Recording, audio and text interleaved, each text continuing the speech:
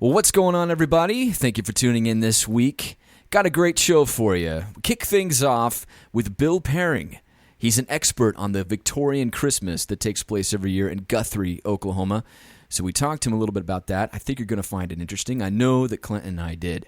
And then we go into something a little bit different. We had some pranks on our show last week. We talked about that. And you sent in your pranks. And we discussed those. They're pretty good. And then we wrap things up with our voicemail mailbag. And our favorite caller, Clarence, he calls in a couple of times. And it's very clear that he hates me. And I don't know how I feel about that. I feel okay about it. You should feel like you deserve it. I don't think I deserve it, but I'm okay with him not liking me. It makes it funnier. And I love that. So thank you, Clarence. Clint, let's do it, dude.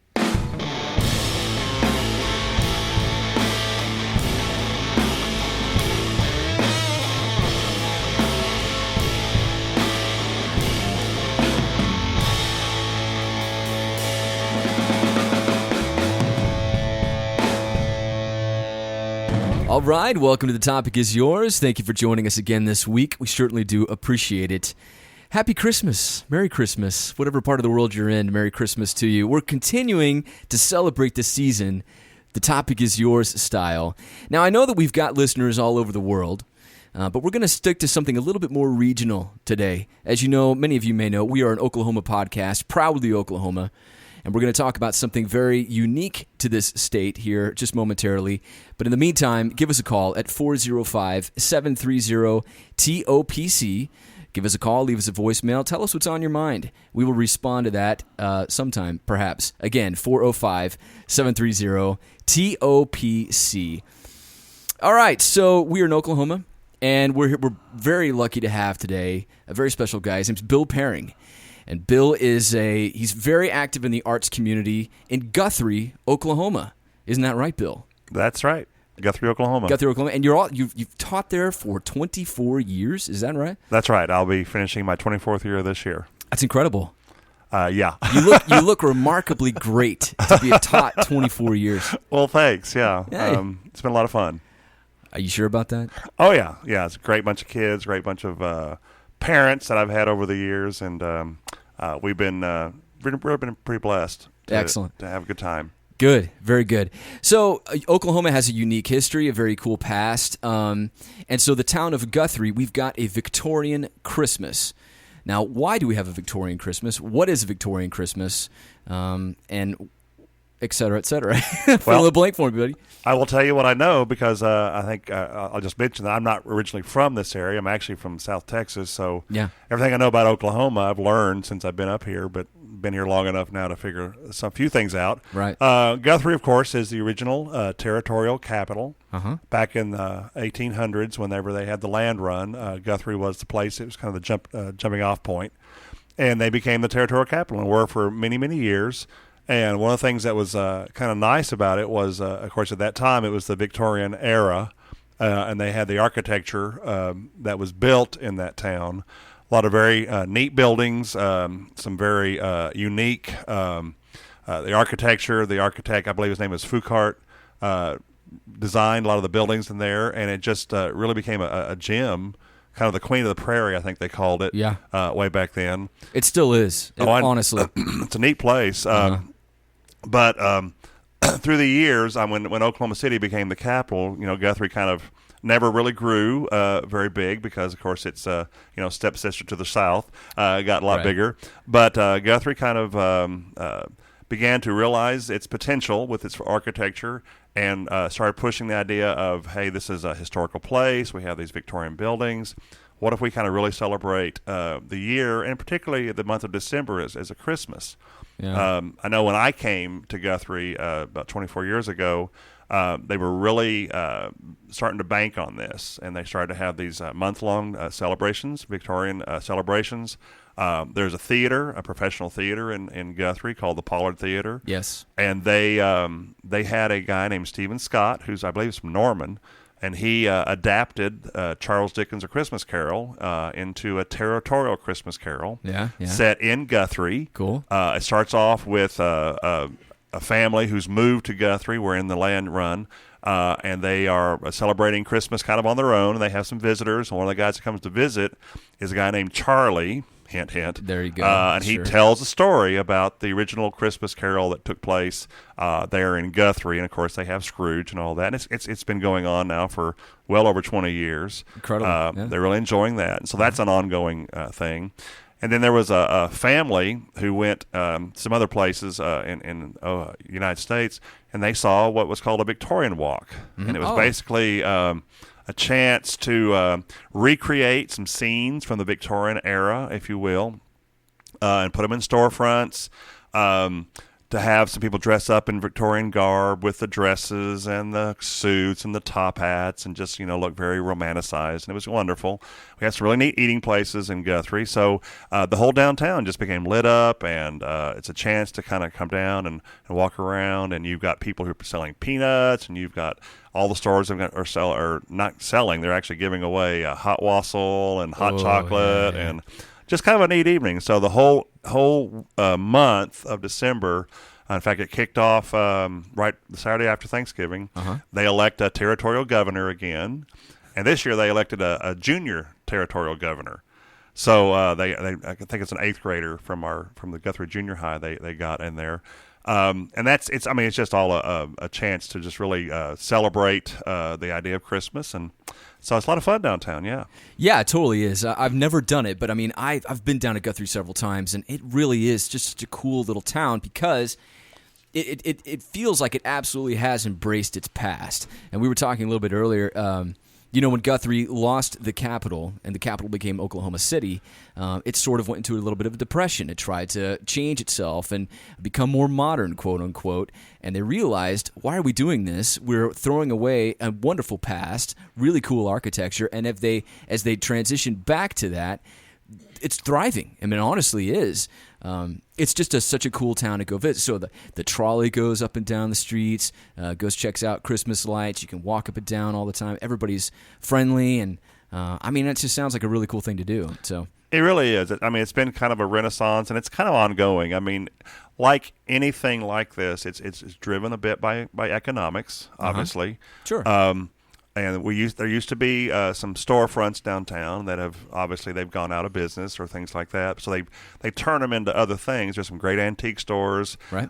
Some wonderful coffee shops. There's a chocolate Hoboken place. Hoboken is great. Rick's is great. They have chocolates and coffee. Of course, we have some wonderful restaurants there in town. But it's just a lot of fun. And I've always I grew up kind of dreaming of living in a small town. Okay. That you would walk into a store and they say, "Hey, Bill, how are you?"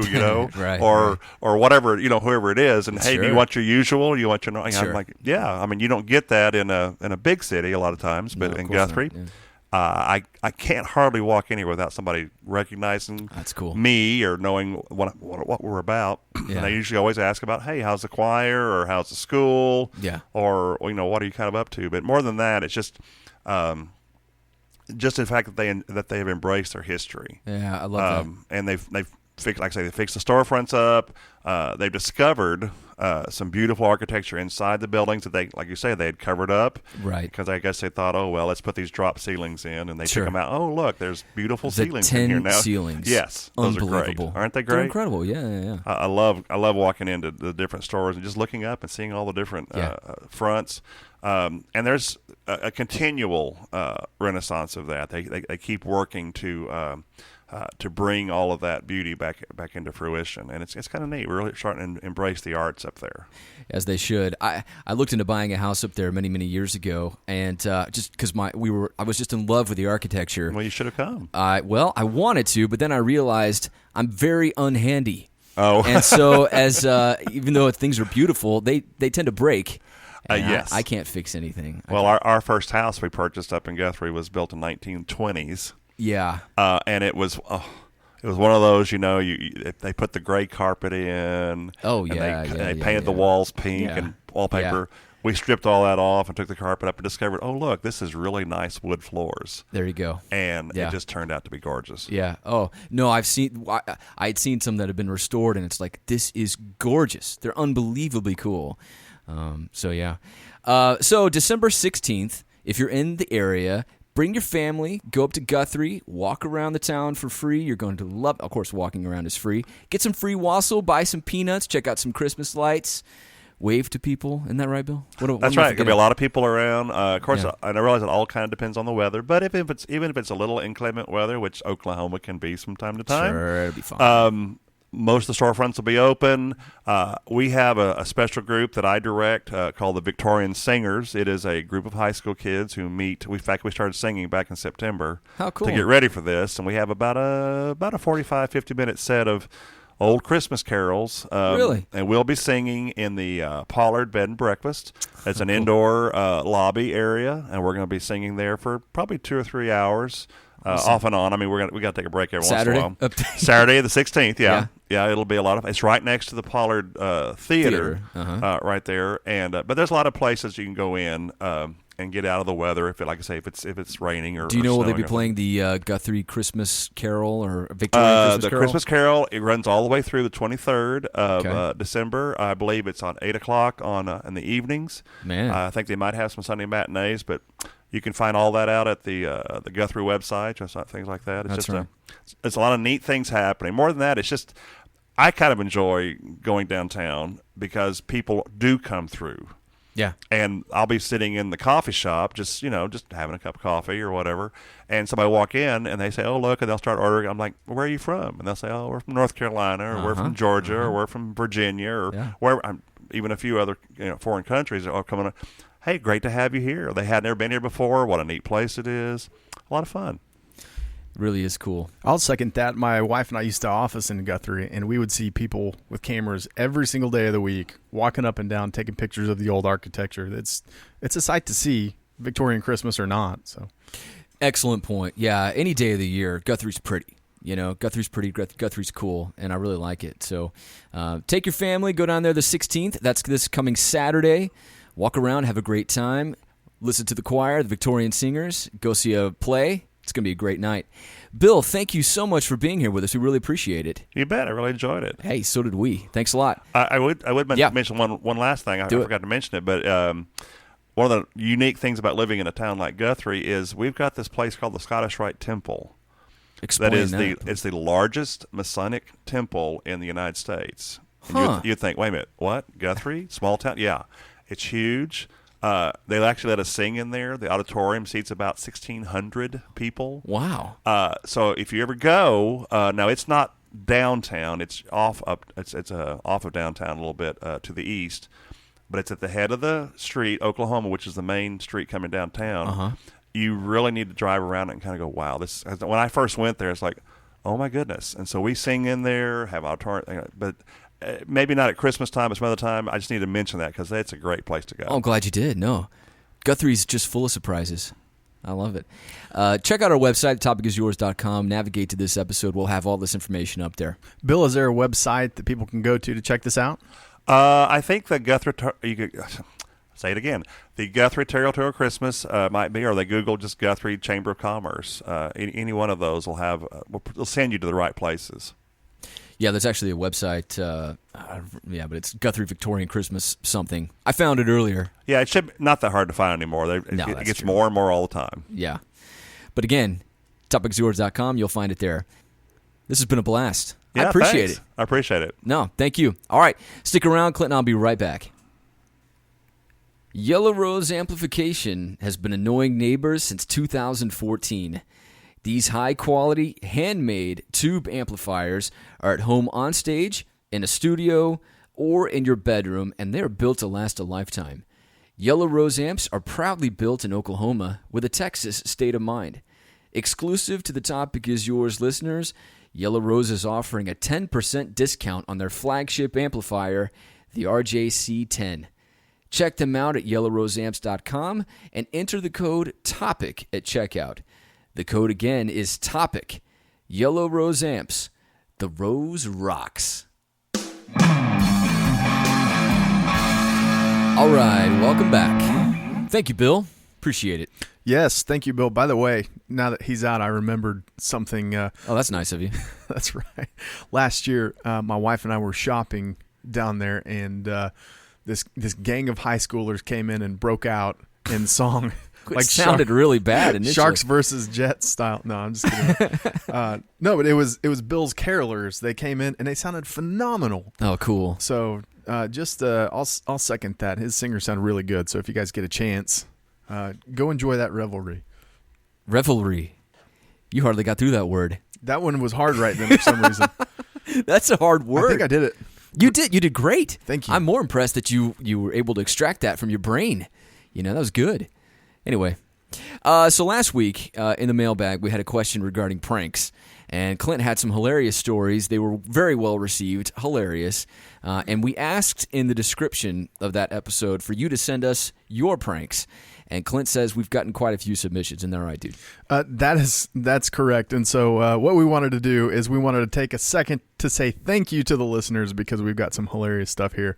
And we wanted to share these stories with you guys. So we are working under anonymity here. We're going to go ahead and leave people's names out of this. So to be clear, this is not you. It's certainly not me because I was boring as a kid and as an adult. This is not calling QVC. We already know your dirty secrets, Dave. So dirty. So I'll go ahead and launch into the first one here. This person was heads up and even filled out the form on our website, by the way, which all of you can do as well. Their first and last name spells anonymous. So good. So this story goes like this. I had a professor in college that always had an impromptu Q&A about recent news stories. He connected his laptop to the projection system and speakers, and we would sometimes watch news clips with sounds if the links weren't broken from emails that we would send him. So you following this so far, Dave? So they would send in news stories, and the professor from his computer would open emails from it's students. A bad idea. Okay. Now that we're all on the same page.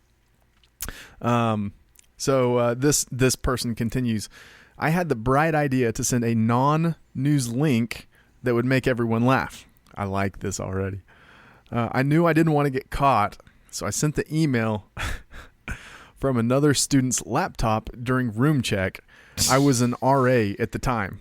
Okay. Nice. Oh my gosh. All right. Everything was set up. He had his laptop connected, and I saw the email he was going to open.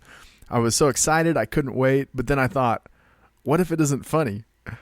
Right when he clicked it, there, 10 feet tall, was a poorly drawn Spider-Man dancing around and singing for the whole class. I'm withholding some of the details about this Spider-Man as described. Okay. Are you familiar with this Spider-Man? No. You haven't seen this? Okay. No.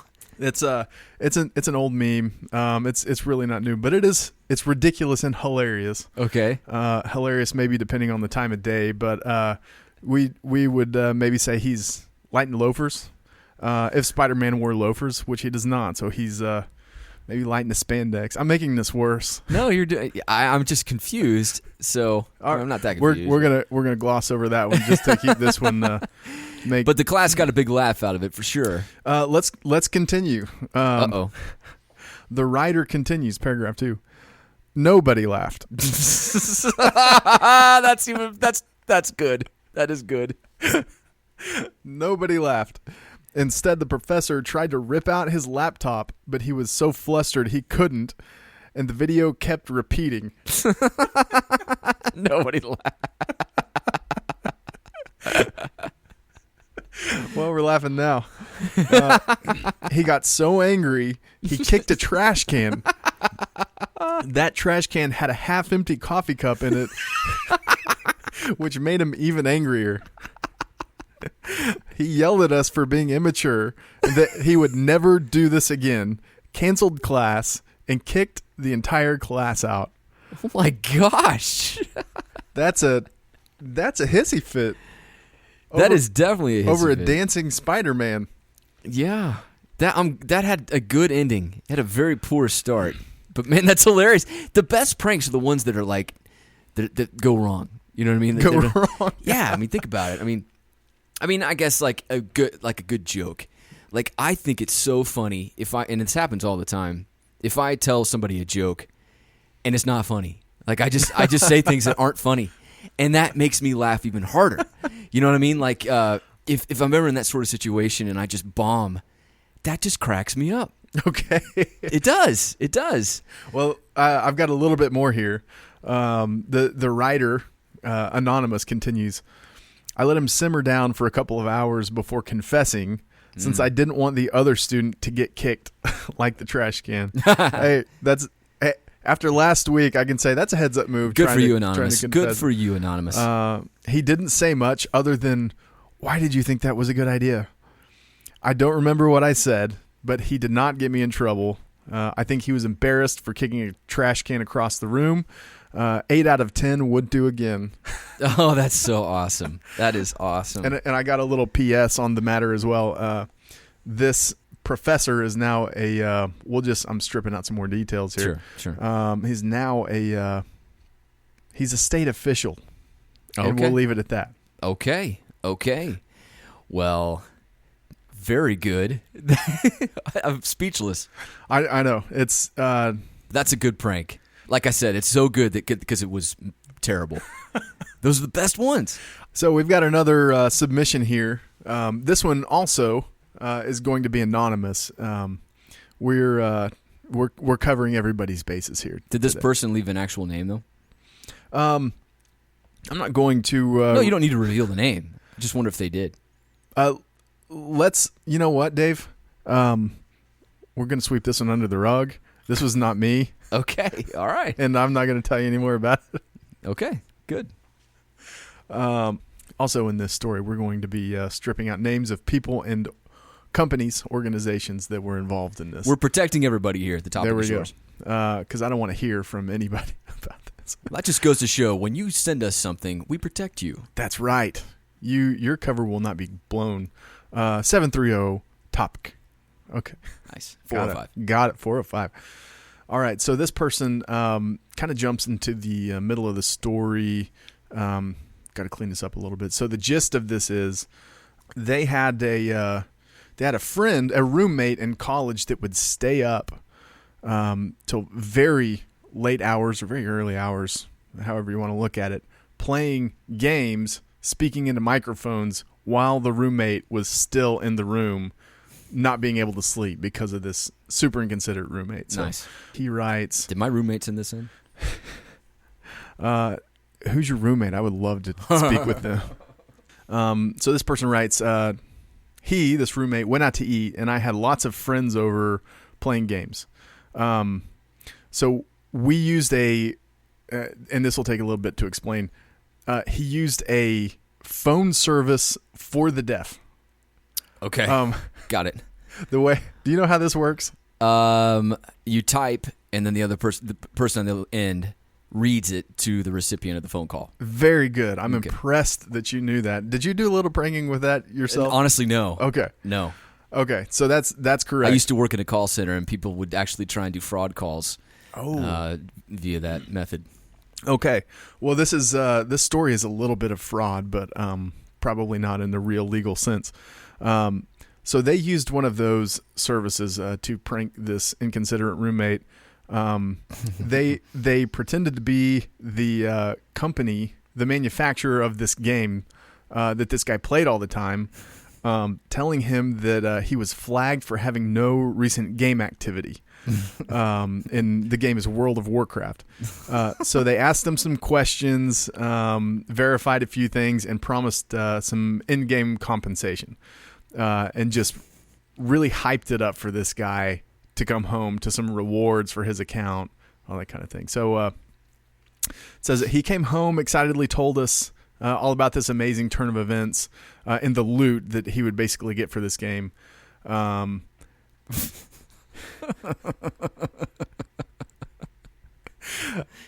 the whole thing was recorded of this guy coming home talking about how Blizzard, the manufacturer, right, called me. I've got all this stuff, and it never showed up.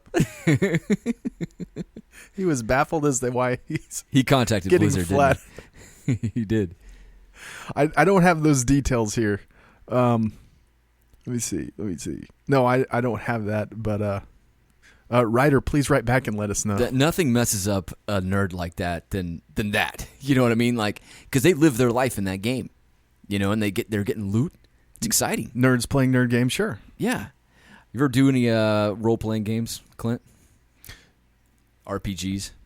A little bit here and there. Yeah, none like that. None. I haven't either. I did one in college, and I'll never play another one again because it was the dumbest game of all time. It was called the Elder Scrolls of, not Moria, but something, Morrowind. Yeah.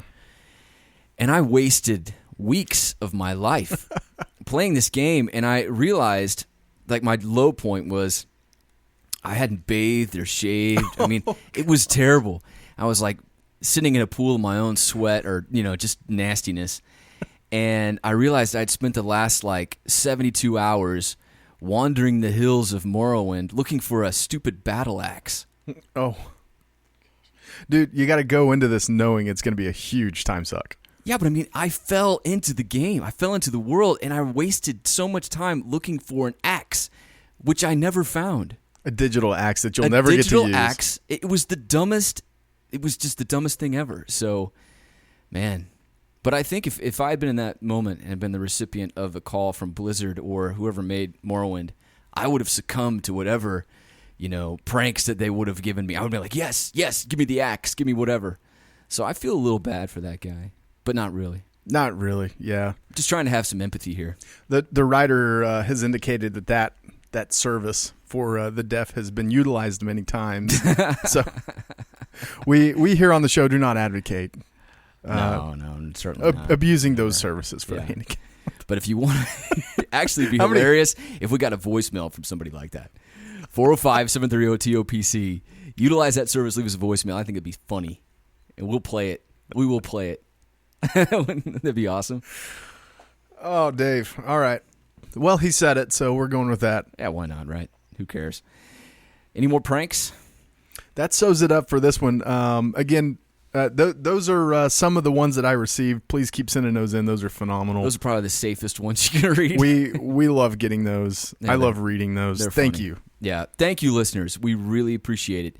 So we're going to have more of that coming up next when we open up the mailbag. Stick around. Hey there, friend. Do you suffer from mild to severe case of what am I doing with my life? Do you ever look at people around you and wonder if they also had cereal for dinner the last 7 days? Do you constantly question whether you're the only person who doesn't know what being an adult means? Well, I'm Morgan. I'm Pedram. And I'm Dana. We're the hosts of a new podcast called Adulthood Help Desk. We're here to make you feel good about some of the questionable decisions you make daily. So come join us on iTunes, Stitcher, or adulthoodhelpdesk.com. Failure is better in numbers.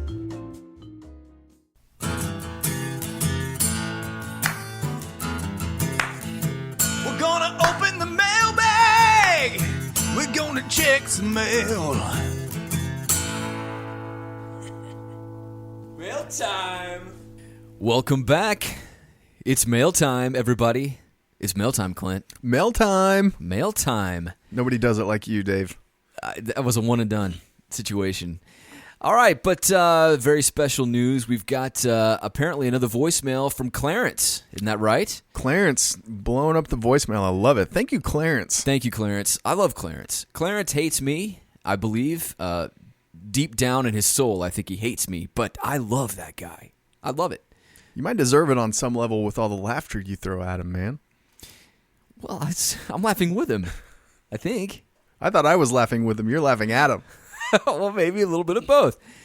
Anyway, let's go ahead and play this thing. And I haven't heard it. Have I heard it yet, Clint? No, absolutely not, man. No, I have not heard this thing. I don't hear any of them. Let's do it. Hello, boys. This is Clarence from Orlando, Florida. Happy holidays. Merry Festivus, whatever you do.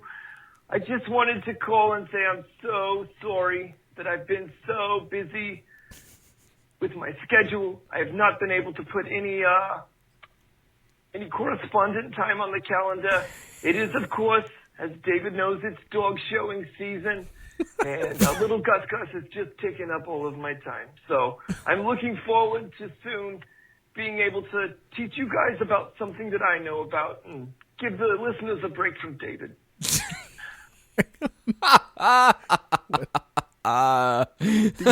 Do you show dogs?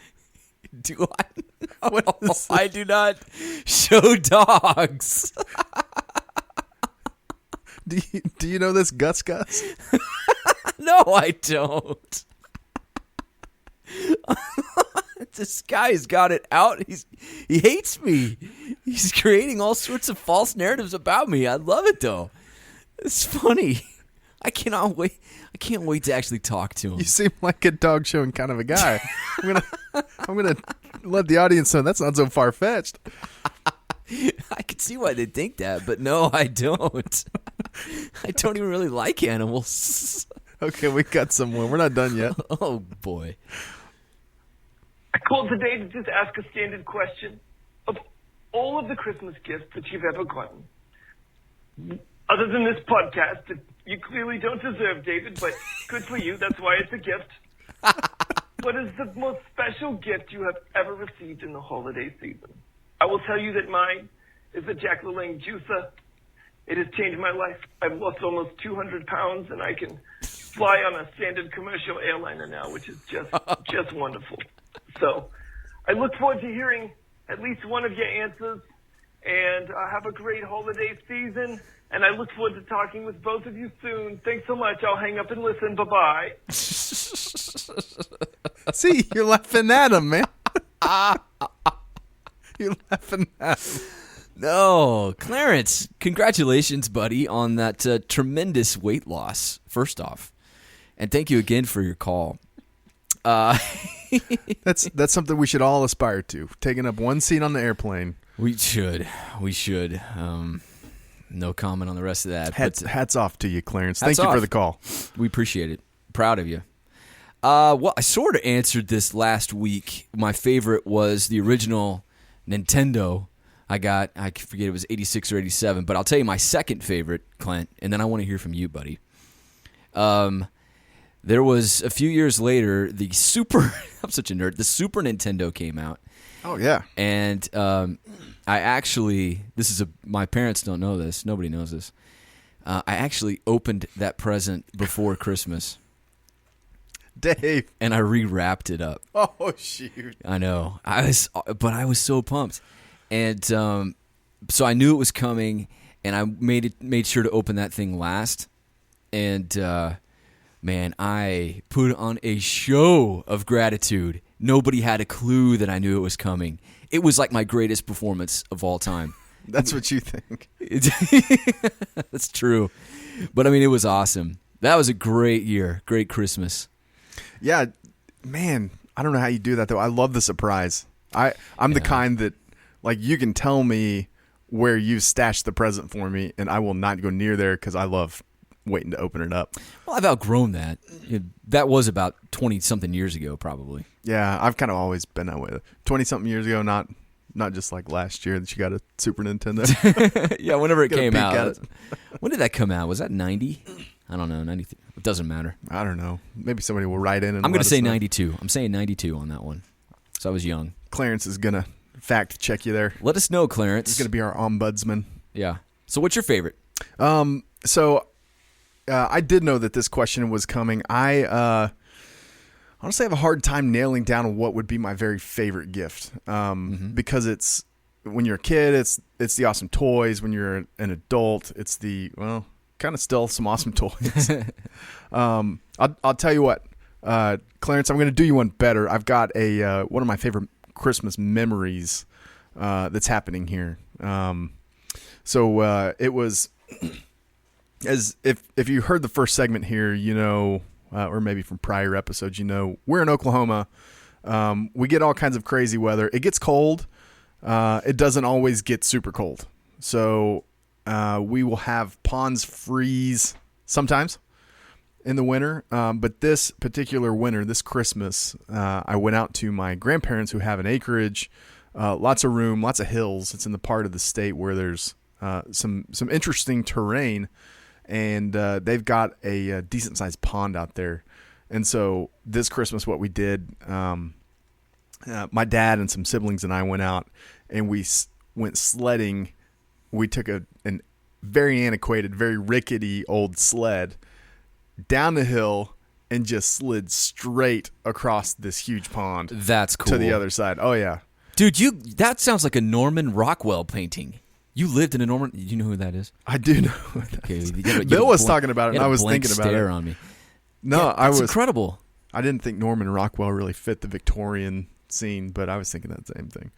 Oh man, it was amazing. So hopefully, I don't know. Clarence seems to like me. He doesn't like you. So hopefully that satisfies his question. But yeah, that was it. And that's not the first time we've gone sledding out there. I also have a memory of I was probably too little, probably on the same sled, different side of the hill. We went down, and I think I don't remember who I was with, a grown up that was way too big, and we crashed hard, like dead into a tree, and I was in the front. What? And it was it was like a flip the kid over, like, you okay? Oh my gosh. Like, yeah. Wow. Well, that explains a few things. Explains a lot about me. Mm-hmm. It all goes back to that day, but that's what I got. It was a gift to me. How about that? We'll get technical with it. I like it, man. That's really cool. Well, thank you very much for tuning in this week to The Topic Is Yours. We'll see you next week. This has been a good show. Until then, this is Dave and Clint. See ya. Sitting in a pool of my own sweat or, just nastiness.